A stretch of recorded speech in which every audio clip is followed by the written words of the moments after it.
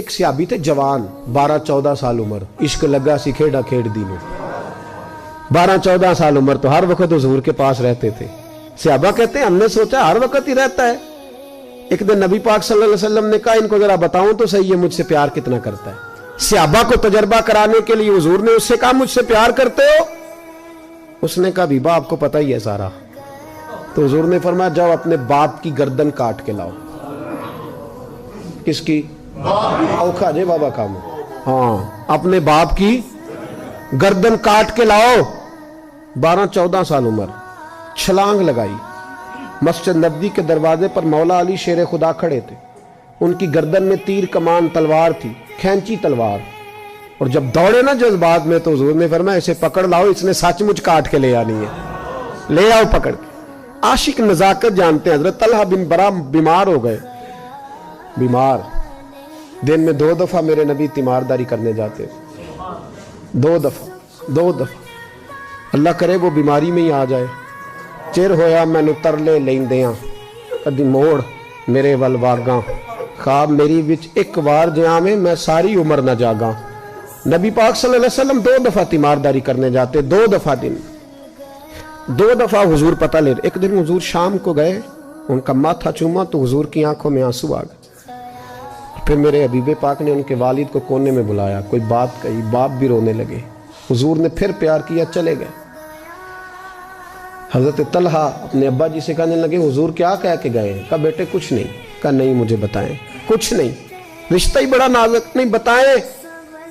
تو باپ نے سر پہ ہاتھ رکھا، کہا حضور کہہ گئے ہیں تو آج شام کو فوت ہو جائے گا، اور جب حضور نے کہا جب اس کا انتقال ہو جائے تو مجھے خبر کرنا۔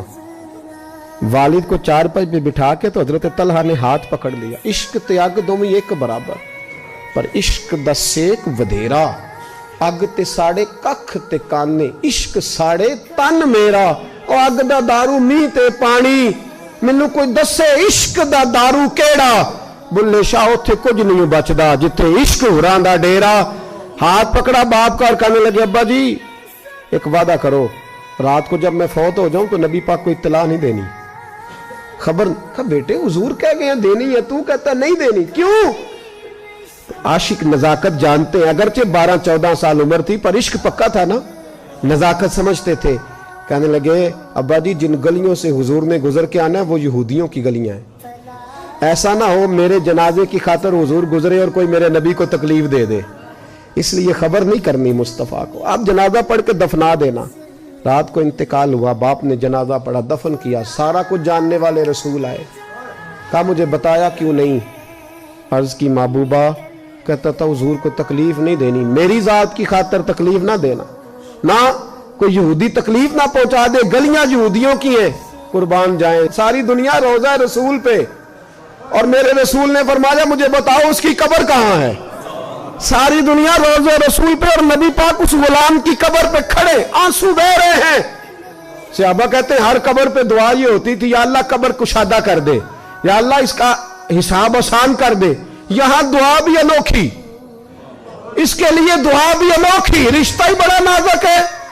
میرے نبی پاک نے دعا بڑی انوکھی فرمائی، کہا اے اللہ جب میرے طلحہ کی تیرے ساتھ ملاقات ہو تو ذرا اس سے مسکرا کے ملنا، یہ تیری شان کے لائق ہے، ذرا اس سے مسکرا کے ملنا۔ کہتے ہیں وجد ہو گیا طاری، اس لیے کہ جو رشتہ نبی کا امتی سے ہے اور امت کا رسول سے ہے اس کی نزاکت کو صرف غلام جان سکتے ہیں، غلام جان۔ میں نے پچھلے جمعے بھی کہا تھا، مجھے ایک شخص کہنے لگے آپ بتیاں لگاتے ہیں، جھنڈیاں لگاتے ہیں، میں نے کہا بس نہیں چلتا، ہم تو تارے بھی لگا دیں، ہمیں ہمارا پتہ ہی نہیں۔ میرا دل کرتا ہے گلی گلی پھروں اور یہ نعرہ لگاؤں جان ہے عشق مصطفیٰ، روز فضو کرے خدا، جس کو ہو درد کا مزہ وہ نازے دوا اٹھائے کیوں، اور پھر کے گلی گلی تباہ ٹھوکریں سب کی کھائے کیوں، اگر دل کو یہ عقل دے خدا تو تیری گلی سے جائیں کیوں۔